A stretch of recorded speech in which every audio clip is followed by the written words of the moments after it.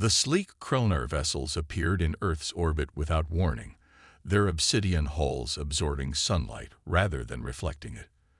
For 3 days, they maintained position, silent and observing. Humans across the planet pointed telescopes skyward, news channels ran constant coverage, and governments called emergency meetings.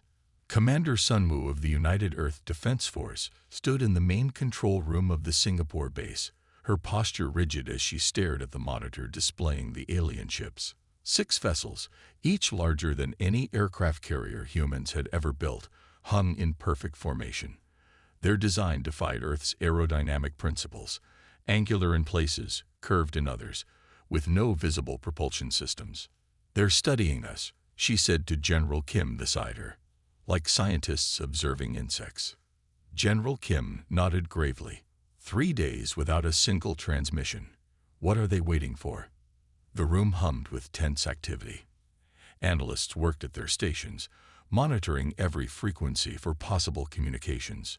Military personnel from countries that were once enemies now worked side by side, united by the presence of the unknown above them. Commander Sunwoo brushed a strand of dark hair from her face, her eyes never leaving the screen. At 42, she had earned her position through decades of service, but nothing in her training had prepared her for this. No one's had. "All our attempts to establish contact have been ignored," said Lieutenant Juwoo, approaching with a tablet displaying the latest readings. "It's as if they don't consider our signals worthy of response." Commander Sunwoo took the tablet, scanning the data, or they already understand everything they need to, and are simply deciding what to do with us. On the 4th day, at precisely 9 o'clock UTC, every communication device on Earth, from military channels to civilian phones, received the same message simultaneously. It was a simple request for a meeting with Earth's leaders, delivered in perfect English and repeated in every major language. The United Nations scrambled to organize a response. World leaders argued over locations, representatives, and security protocols. In the end, they agreed to meet at the UN headquarters in New York. Commander Sunwoo was assigned to the security detail, though she had pushed for a more remote location.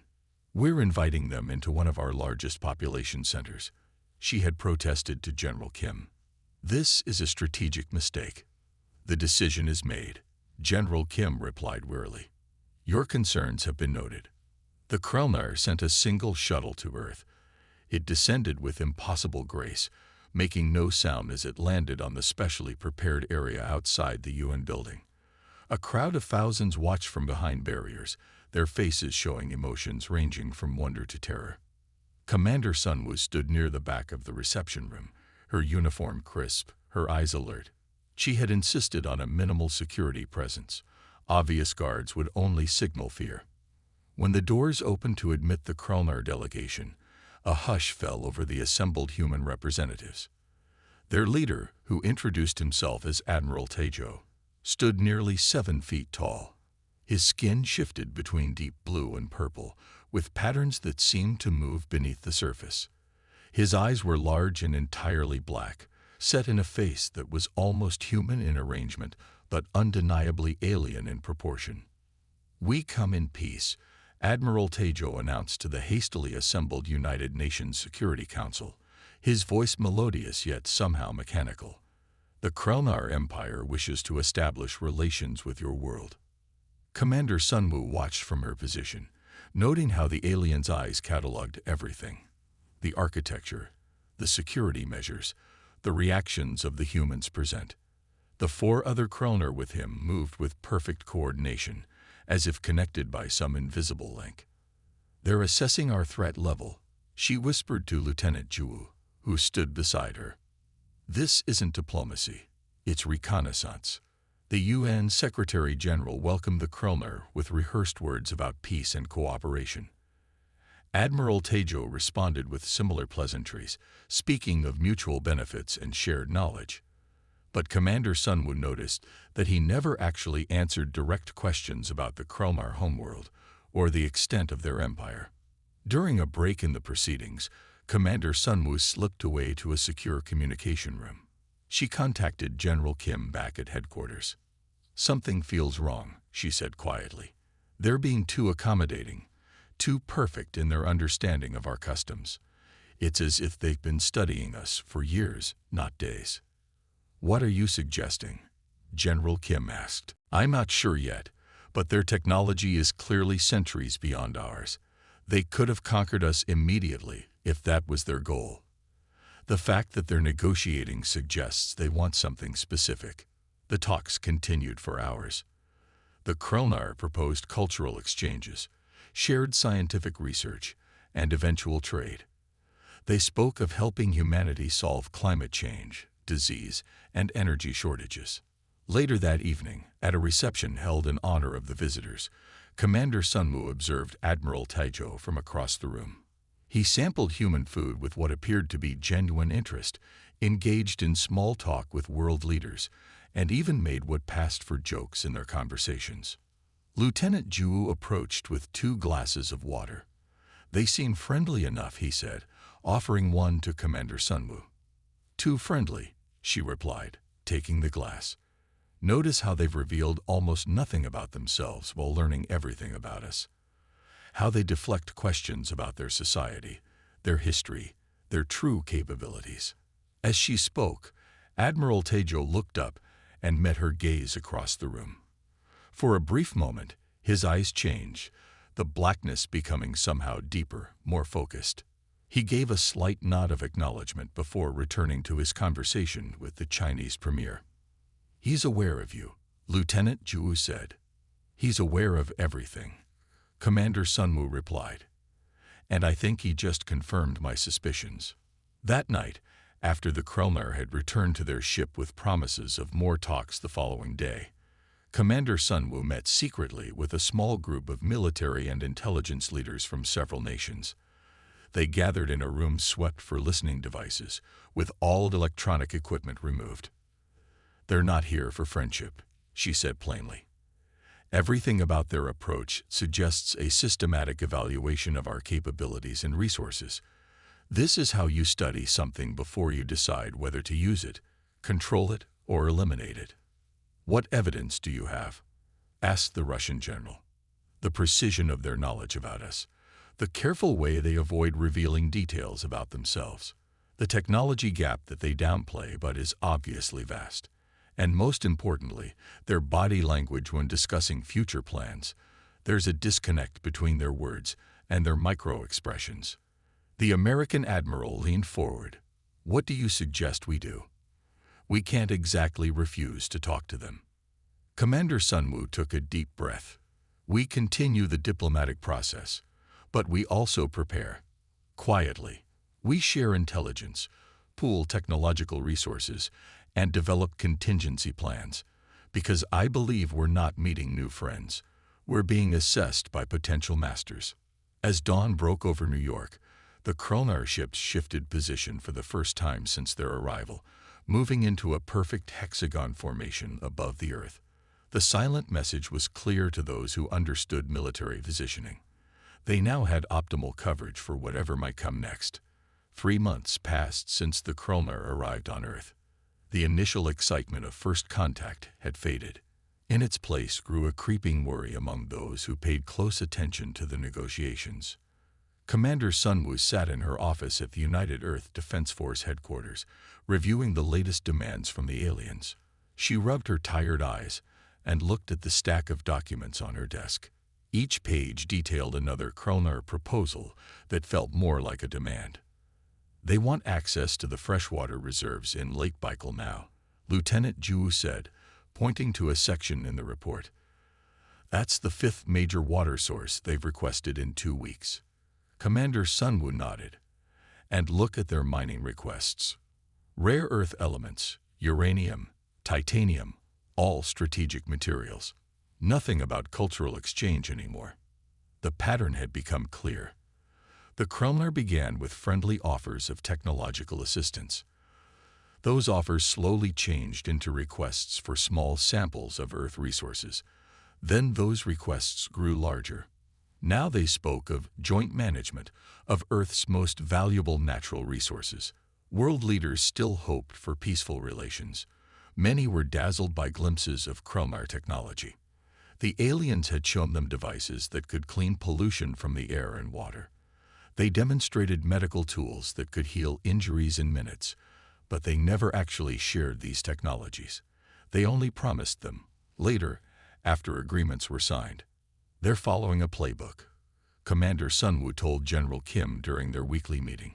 First amaze us, then offer help, then make us dependent. General Kim looked troubled. The Security Council is divided. Half want to accept the latest Krellmar proposals. They believe we can negotiate better terms over time. And the other half are starting to share your concerns, but without proof of bad intentions, they won't act.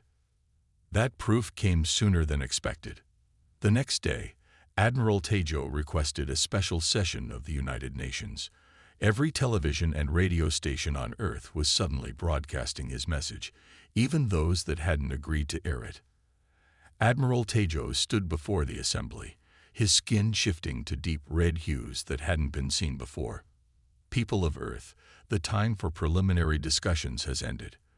The Krellmar Empire has been patient. We have observed your government's inability to make decisions efficiently. This inefficiency does not serve your people. The UN representatives murmured among themselves. This was not the friendly tone of previous meetings. Your species has potential, but lacks discipline. Admiral Tejo continued. The Krellmar Empire offers you protection and guidance. In exchange, Earth will supply resources and labor. Refuse, and we will take what we need by force. Commander Sunwoo, watching from a monitor in the military command center, clenched her fists. Finally showing your true face, she whispered. Admiral Tejo raised his hand. To demonstrate that resistance would be futile, we offer this simple proof of our technological superiority. At that exact moment, every military satellite in Earth orbit went dark. Screens in the command center flashed with alerts. Communication systems failed worldwide. Nuclear missile facilities across the globe reported complete system failures. This is a small demonstration, Admiral Tejo said calmly. We could have disabled your civilian infrastructure as well, but we chose not to harm the general population. The Krellmar Empire is not cruel, merely efficient. He gave Earth's leaders 48 hours to accept the new terms of the relationship. The broadcast ended abruptly. Chaos erupted. Military bases worldwide went to their highest alert status. Civilians panicked, rushing to stores for supplies. Stock markets crashed within hours. An emergency meeting of world leaders convened at a secure underground facility in the Swiss Alps. Commander Sunwoo attended as part of the military advisory team. We cannot fight this technology. President Junho of the Eastern Pacific Alliance insisted, his voice shaking. They disabled our most advanced defense systems without firing a shot. Surrender with terms is our only option. Surrender means slavery. The European Federation representative countered. Today they want our resources. Tomorrow they'll want our people. The argument grew heated. Half the room supported immediate surrender to prevent destruction. The other half demanded resistance at any cost. Commander Sunwoo listened quietly until asked for a military assessment. Then she stood, her presence commanding attention despite her small stature. The Krellmar have superior technology, yes, she began. But they show us something important today. They feel the need to intimidate rather than simply take. That suggests limitations we can exploit. What limitations could possibly matter? President Junho asked. They control our satellites with the wave of a hand.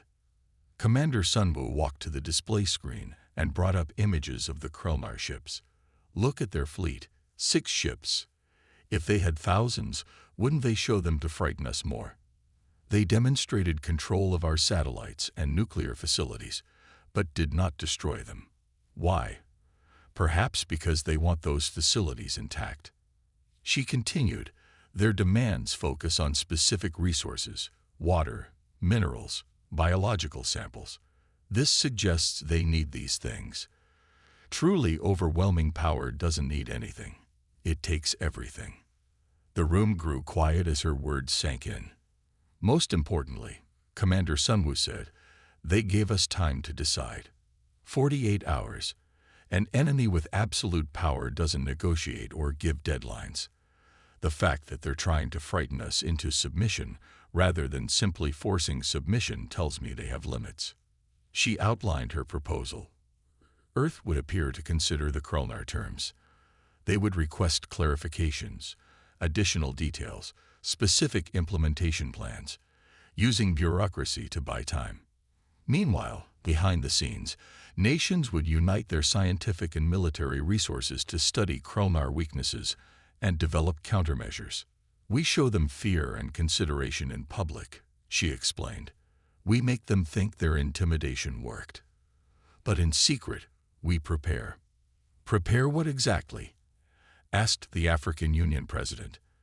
How can we fight an enemy that can shut down our technology remotely? Commander Sunwoo's eyes hardened by remembering that humanity survived and thrived for thousands of years before satellites and computers. By using our greatest weapons, adaptability and ingenuity, the Krolnar expect either immediate surrender or foolish, disorganized resistance. We'll give them neither. The room remained divided, but enough leaders supported her plan to move forward. The official response to the Krolnar would request a 1-week extension to properly consider their terms. During that week, the real work would begin. As the meeting ended, General Kim approached Commander Sunwoo. Your plan may only delay the inevitable. She nodded. Perhaps. But delay is what we need. Every day we study them, we learn more. Did you notice how their ship's energy signatures fluctuated during the satellite shutdown? That took power, significant power. They're not gods. They're just beings with better technology. And if we find no weakness to exploit. Commander Sunwoo looked at the worried faces of the world leaders leaving the room. Then at least we'll have tried. I refuse to let humanity become a footnote in Krolnar history without a fight. That night, as official channels sent messages of concerned consideration to the Krolnar, Commander Sunwoo activated a network of trusted officers in every major military. Operation Shadow Response had begun. The greatest secret scientific and military collaboration in human history was underway, hidden behind a facade of fear and compliance. For 2 weeks, Earth played for time. World leaders sent messages to the Krolnar requesting clarification on terms. They asked for detailed implementation plans. They cited the need for translation into all Earth languages. Each delay tactic bought precious days. Admiral Taejo initially responded with patience, but by the 3rd week, his communications grew colder. His skin now stayed a deep crimson during all broadcasts, no longer shifting through blues and purples. The Krolnar Empire has provided sufficient information, he stated in his latest message. Your continued requests appear to be deliberate stalling tactics. This is unacceptable. Commander Sunwoo watched the broadcast from the secret command center established beneath an abandoned mine in Norway. Around her, officers from 20 nations coordinated the global resistance preparations. He's getting impatient, General Kim observed. We may not have much more time. Commander Sunwoo nodded grimly. Have all critical databases been transferred to the secure analog archives? Yes, and the underground manufacturing facilities are at 70% readiness. Before Commander Sunwoo could respond, alarms blared throughout the command center. A junior officer rushed to her station. Commander, the Krolnar have deployed something over Seoul. On the main screen, satellite footage showed a strange shimmer spreading across the South Korean capital city. It looked like heat waves rising from hot pavement, but it covered the entire metropolitan area. Within minutes, the shimmer solidified into what appeared to be a transparent dome. Reports flooded in. Nothing could enter or exit the dome. Communications still worked, but physical objects, people, vehicles, even bullets, could not pass through in either direction. 10 million people were suddenly trapped. Admiral Taejo's face appeared on screens worldwide minutes later. A demonstration, he explained calmly. Seoul has been contained, not harmed. The citizens inside have all necessities. The field will be removed when Earth accepts our terms. He gave a new deadline: 24 hours. In emergency bunkers around the world, leaders watched in horror. Many now argued for immediate surrender. But something unexpected happened. As news of Seoul spread, public opinion shifted. Instead of panicking, people grew angry. Protests erupted outside Krellner diplomatic outposts. Military recruitment centers reported lines of volunteers. Nations that had been enemies for generations suddenly offered each other support. The attack on Seoul achieved what decades of international diplomacy had failed to do. It united humanity. Commander Sunwoo convened an emergency meeting of what was now called the Earth Defense Council. "We can no longer wait," she told the assembled military and scientific leaders. "The Krellner have shown their hand. They will continue to isolate and contain population centers until we submit." "What can we possibly do in 24 hours?" asked the Russian general. "We've made progress on understanding their technology, but we're nowhere near developing countermeasures." Commander Sunwoo turned to Dr. Minho, a quantum physicist who had been studying data from the Krellner ships. "Tell them what you've discovered." Dr. Minho stood, nervous but determined. He was younger than most people in the room, barely 40, with round glasses and rumpled clothing that suggested he'd been working without sleep. "The containment field around Seoul gave us crucial data," he explained, displaying charts on the main screen. "The Krellner technology produces a unique energy signature. When active, it creates small fluctuations in our own electrical grids, almost like an allergy reaction between their systems and ours." He pointed to specific energy spikes in the data. "These patterns suggest their technology operates on principles similar to our quantum field theory, but more advanced. Most importantly, I believe their systems are vulnerable to certain electromagnetic frequencies." Skeptical murmurs filled the room. Commander Sunwoo raised her hand for silence. "Dr. Minho needs a sample of Krellner technology to confirm his theory," she said. "I propose an immediate operation to obtain one." "You want to attack the Krellner?" President Juno asked, shocked. "That would provoke them to destroy us." "Not attack," Commander Sunwoo clarified. "Just borrow something small. We know the Krellner have been sending shuttlecraft to various locations to collect mineral samples. Our intelligence suggests one will land in the Mongolian steppe tonight. We can intercept it." Despite strong objections, the majority approved the mission. Commander Sunwoo selected Lieutenant Ju to lead the small strike team. He had been training specialized units for just such an operation. "Get in, take what we need. And get out," she instructed him. "No casualties if possible, neither human nor Krellner. We need samples of their technology, not a war." "Not yet." Lieutenant Juwoo nodded seriously. "We'll be ghosts." While the world's attention focused on Seoul and the approaching deadline, Operation Thunderclap launched. Lieutenant Juwoo and his team of 12 soldiers from 7 nations deployed via stealth helicopters to the predicted landing site in Mongolia. They didn't have to wait long. A small Krellner shuttle, about the size of a bus, descended silently to collect soil samples. 2 Krellner exited the craft and walked several hundred meters away, setting up equipment. Lieutenant Juwoo gave the signal. His team moved with perfect coordination, their movements masked by specialized sound-dampening technology developed in the past 2 weeks. 3 soldiers approached the unguarded shuttle. Using tools designed based on observations of Krellner technology, they removed an external panel. The alarm was nearly silent, more of a vibration than a sound. The 2 Krellner in the distance immediately turned toward the shuttle.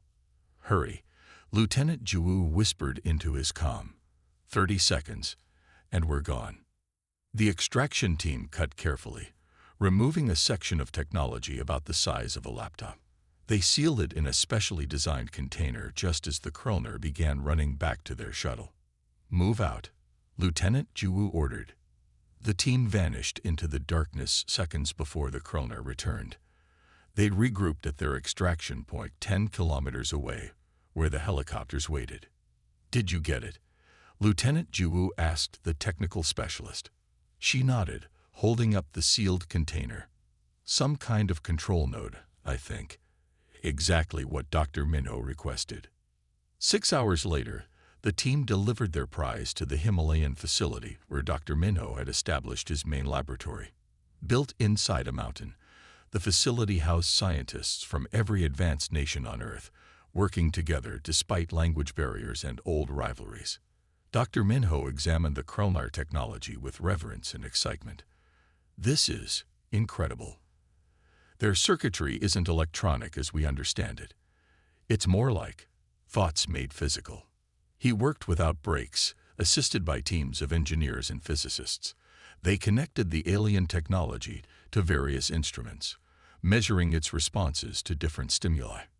18 hours after the soul containment, with just 6 hours remaining before the Krelnar deadline, Dr. Minho summoned Commander Sunwoo to his lab. She found him exhausted but exhilarated, his eyes wide behind smudged glasses. "You should sleep," she said, concerned. "Sleep can wait," he replied. "Look at this." He activated a device that emitted a pulsing signal. On a nearby table, the piece of Krelnar technology flickered and went dark. "What happened?" Commander Sunwoo asked. "I found their weakness," Dr. Minho said, a triumphant smile spreading across his tired face. "Their technology operates on quantum entanglement principles. Brilliant design, except it's vulnerable to specific electromagnetic frequencies that disrupt the entanglement." He adjusted the device, and the Krelnar technology reactivated. "With this knowledge, we can develop weapons that don't just destroy their technology. They temporarily disable it. And best of all, the effect propagates through connected systems." Commander Sunwoo's eyes widened as she understood the implications. "So if we disable one part, it could potentially disrupt entire networks of their technology," Dr. Minho confirmed, "including, possibly, the containment field around Seoul." Commander Sunwoo placed her hand on Dr. Minho's shoulder. "How quickly can you build a device large enough to test on the Seoul field?" "With the resources here, 24 hours for a prototype." Commander Sunwoo nodded. "Then we need to buy more time." She contacted the Earth Defense Council immediately. The Krelnar deadline was approaching, but now they had something they didn't have before: hope. Earth gained a precious week of time by appearing to surrender.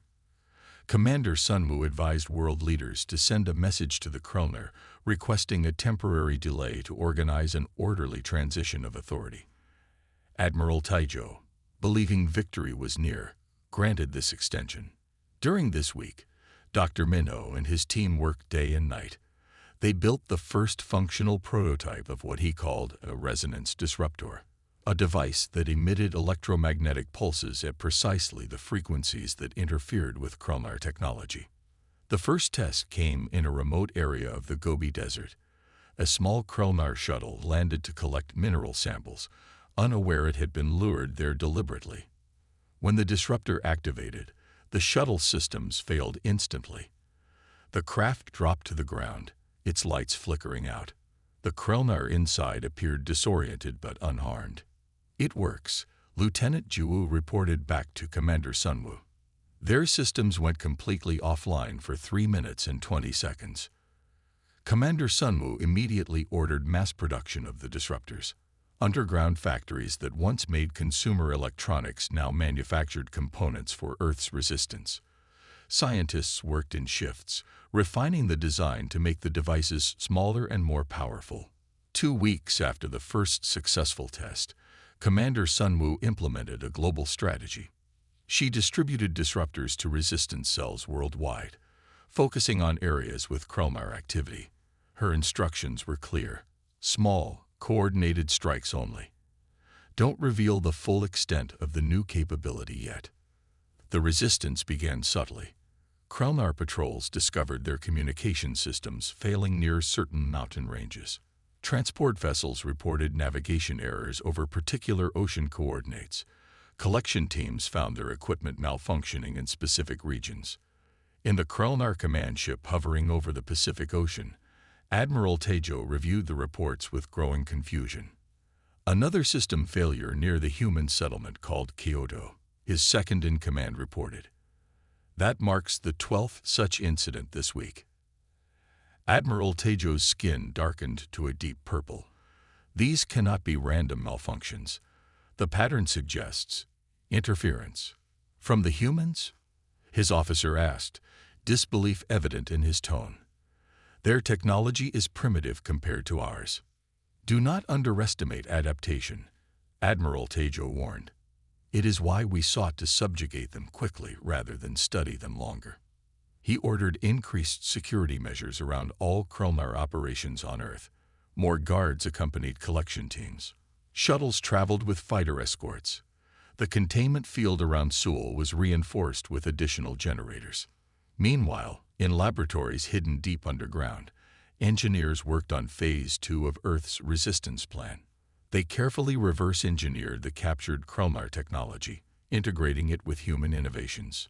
Dr. Minho made a crucial breakthrough when studying the quantum communication systems used by the Krulnar. They transmit information instantly across any distance, he explained to Commander Sunwoo. No delay, no signal decay. If we can adapt this technology to our own systems, we could coordinate a global counterattack that the Krulnar couldn't detect or prevent. Commander Sunwoo finished his thought. 3 months after Seoul was contained, humanity was ready. Commander Sunwoo stood in the main control room of the Resistance headquarters beneath the Himalayas. Around her, officers from every major nation on Earth monitored screens showing Krulnar positions worldwide. Status report, she ordered. Disruptors in position at all primary targets, reported General Kim. Resistance cells confirm readiness. Modified communication network online and secure, added the technology chief. The Krulnar have shown no sign of detecting it. Commander Sunwoo took a deep breath. This would be humanity's one chance at a coordinated first strike. If it failed, the Krulnar would adapt quickly. The Krulnar believe we're still negotiating surrender terms, she said to the assembled leaders. They've interpreted our delays as fear and disorganization. They don't realize we're about to reveal what humans do best: adapt and overcome. She gave the order. Initiate Operation Earthshield.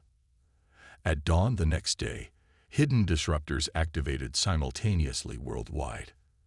The effect was immediate and devastating. Krulnar ships hovering over major cities suddenly lost power, their sleek forms dropping from the sky before emergency systems could engage. Collection teams found themselves cut off from their vessels. The containment field around Seoul flickered and dissolved, freeing the city's 10 million inhabitants. Most importantly, the 6 massive Krulnar command ships in orbit experienced cascading system failures. The disruption spread through their connected networks exactly as Dr. Minho had predicted.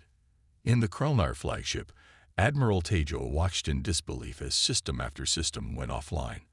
Emergency lighting bathed the command center in an eerie red glow. How is this possible? He demanded. Their technology cannot affect ours this way. His science officer worked frantically at a console that still functioned. They've discovered the resonance vulnerability in our quantum systems. They're generating targeted electromagnetic pulses that disrupt the entanglement. Counter it, Admiral Tejo ordered. We're trying, but the disruption is propagating faster than we can isolate it. We've lost contact with 60% of our ground forces. For the first time since arriving at Earth, Admiral Tejo felt something unfamiliar: doubt. He had studied hundreds of species before, overseeing their incorporation into the Krulnar Empire. None had adapted so quickly or struck back so effectively. A massive explosion rocked the flagship as one of the secondary ships lost containment of its power core. Status report, Admiral Tejo demanded. 3 ships completely disabled, 2 others operating at minimal capacity. Our shields are at 20% and failing, his second-in-command reported. The humans are now targeting our vessels with primitive but effective projectile weapons. Admiral Tejo made a decision that no Krulnar commander had made in living memory. Order all functional vessels to disengage. We will retreat beyond the disruption field and regroup. His officers stared in shock. Retreat. From primitives. They are no longer primitives, Admiral Tejo said grimly. They have evolved. Quickly, we must adapt our strategy accordingly. On Earth, Commander Sunwoo watched the Krelnar ships struggle to gain altitude. Some managed to escape the atmosphere. Others drifted helplessly, at the mercy of Earth's weapons. Should we destroy the disabled vessels? General Kim asked. Commander Sunwoo shook her head. No, capture them intact if possible. Every piece of their technology increases our chances of surviving what comes next. You think they'll return? Lieutenant Ju asked. I know they will, Commander Sunwoo replied, watching the last functioning Krelnar ships vanish into the upper atmosphere. This was just the first battle. Admiral Tejo won't abandon his mission so easily. He'll return with reinforcements, better prepared for our disruption technology. She turned to address the command center staff. We've won a victory today, but not the war. We have perhaps 2 weeks before they return. In that time, we need to study every captured vessel, adapt their technology to our own, and prepare our defenses. The real test is still to come. As the Krelnar retreated to the dark side of the moon to assess their losses and plan their counterattack, humanity celebrated its first victory. But in command centers worldwide, preparations began immediately for the greater challenge ahead. The tide had turned, but the war for Earth's future had only just begun. 3 weeks passed quickly. Earth used every minute. In hidden facilities around the world, engineers worked on the captured Krelnar vessels. They studied the alien technology day and night, learning its secrets and adapting it for human use. Dr. Minho led the scientific efforts, his team making breakthrough after breakthrough. Their ships use quantum positioning, he explained to Commander Sunwoo during one briefing. They don't just move through space, they shift their relationship with space itself. Commander Sunwoo oversaw the integration of this technology into Earth's new defense fleet. Submarines were refitted with Krelnar propulsion systems. Fighter jets received alien shield generators. The most promising pilots from air forces worldwide trained on simulators based on captured Krelnar control systems. We won't match them in numbers or power, Commander Sunwoo told the Earth Defense Council. But we have advantages they don't expect. Creativity, adaptability, and knowledge of our own planet they can never match. The defense network expanded daily. Resonance disruptors were installed at strategic locations worldwide. Orbital platforms containing modified Krelnar weapons were positioned in low Earth orbit. Lieutenant Ju trained Special Forces teams in boarding actions against Krelnar vessels. Their internal security is designed to prevent electronic intrusion, not physical, he reported. They never expected anyone to actually enter their ships by force. 23 days after their retreat, the Krelnar returned. Their arrival was preceded by a strange ripple effect in the upper atmosphere, like heat waves across the entire sky. Then they appeared, not 6 ships this time, but 15. Massive warships that dwarfed their previous vessels, arranged in attack formation. Warning systems blared worldwide. People rushed to shelters, but there was no panic this time. Humanity had prepared for this moment. Admiral Tejo's message was broadcast globally, his skin now a deep, angry crimson. Your resistance has been noted. It changes nothing except the terms of your surrender. Prepare for pacification. The Krelnar expected immediate capitulation. Their sensors detected no significant defense preparations. The primitive weapons that had surprised them before were nowhere to be seen. From orbit, Earth appeared defenseless. This was exactly what Commander Sunwoo had planned. Let them think they've caught us unprepared, she had instructed. Our greatest advantage is their underestimation of our capabilities. In the command center beneath the Himalayas, Commander Sunwoo gave the order, launch the fleet. Across the planet, hidden hangar doors opened. From mountain bases, desert bunkers, and underwater facilities emerged Earth's surprise. A fleet of 300 vessels combining human design with Krelnar technology. Fighter craft with impossible maneuverability. Larger ships equipped with modified resonance weapons, all piloted by humans who had trained for this moment since the day the Krolnar retreated. The Earth fleet rose to meet the alien armada, taking formation in the upper atmosphere. Commander Sunwoo transmitted from the lead vessel, her voice calm and clear. "This is Commander Sunwoo of Earth. We reject your terms, Admiral Taejo." There was a pause before the Krolnar leader responded, his voice betraying surprise. "You have been busy, Commander, but these toys you've built cannot match Krolnar war vessels. You cannot hope to prevail. Surrender or be destroyed." Commander Sunwoo's response echoed across all frequencies. "You dare challenge humanity. You have yet to witness Earth's fury unleashed." She gave the signal, and the battle began. The Earth fleet was smaller but more agile, piloted by humans who had trained their entire lives for aerial combat in atmospheres, something the spacefaring Krolnar rarely experienced. The human vessels darted between the larger Krolnar ships, using Earth's gravity and atmosphere as weapons. Admiral Taejo ordered his fleet to fire their main weapons. Beams of energy sliced through the sky, but hit nothing. The human pilots anticipated the attacks, diving through cloud layers where Krolnar sensors struggled to maintain lock. "They're using the planet's magnetic field to hide their movements," a Krolnar officer reported with growing alarm. "Our targeting systems cannot compensate fast enough." On Commander Sunwoo's signal, Earth's vessels executed a coordinated attack. They swarmed 3 Krolnar ships, firing modified resonance disruptors. The alien vessels' shields flickered and failed. Their weapon systems went dark. Admiral Taejo watched in disbelief as his carefully planned assault fell into chaos. "How have they mastered our technology so quickly?" he demanded. The answer came when Earth's second wave of attacks began. The human vessels didn't just use Krolnar technology. They improved it. The resonance disruptors now worked at greater distances. The propulsion systems achieved maneuvers the Krolnar had never attempted. Most surprising of all was what happened when a Krolnar ship managed to damage one of the human vessels. Instead of exploding or crashing, the damaged sections simply separated, allowing the remainder of the ship to continue fighting. Modular design, Dr. Minho had called it. Why lose an entire vessel when you can just lose the damaged part? The battle raged for hours. Krolnar reinforcements arrived, only to face Earth's orbital platforms, automated weapons systems that targeted the alien ship's vulnerable points with precision.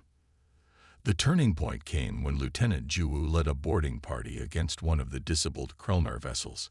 Using specialized equipment, they cut through the hull and entered the command center.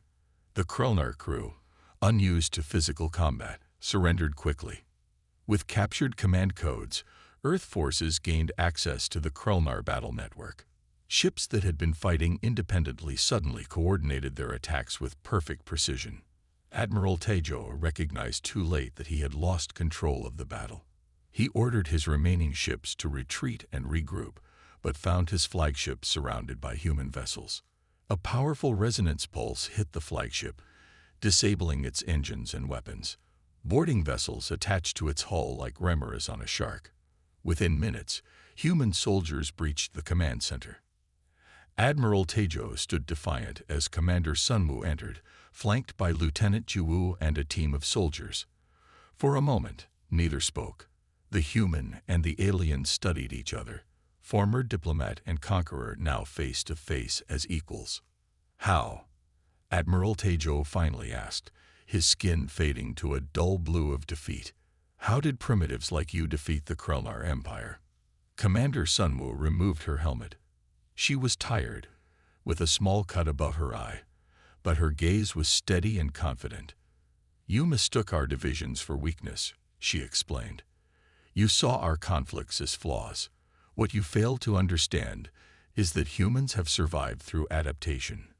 We spent our history competing with each other, preparing us for competitors like you." She stepped closer to the alien commander. "The Krolnar conquer through superiority. Humans survive through ingenuity. You had centuries to perfect your technology. We had weeks to learn it, understand it, and improve it. The defeat of the Krolnar fleet changed everything. The battle had been transmitted across the galaxy by the aliens' own communication network. Species that had submitted to Kromar rule for generations watched humans achieve what they had thought impossible. 1 month later, the Kromar Empire formally recognized Earth as a sovereign and equal power. The Terra Accord established boundaries, technological exchange protocols, and mutual defense agreements. As the first human ambassadors prepared to visit other worlds, Commander Sunwoo stood at the launch pad alongside Dr. Minho and Lieutenant Juwoo. The ship before them contained not soldiers, but scientists, diplomats, and cultural experts, humanity's first official representatives to the wider galaxy. "We'll be welcomed differently than the Krellner expected," Dr. Minho observed, watching the final preparations, "not as servants, but as the species that broke the Empire's expansion." Lieutenant Juwoo nodded. "Every world we visit will see us through that lens now. The humans who stood up to the Krellner and won." Commander Sunwoo smiled as the ambassadors boarded their vessel. "The galaxy will learn what the Krellner discovered too late. Never underestimate humanity." As the ship rose into the clear blue sky, she thought about how quickly everything had changed. 3 months ago, humans had been alone in the universe, divided by old conflicts and petty differences. Now they stood united, ready to take their place among the stars, not as conquerors, but as a species that had earned respect through courage and ingenuity. Earth had faced its greatest challenge and emerged stronger. Whatever the galaxy held next, humanity was ready.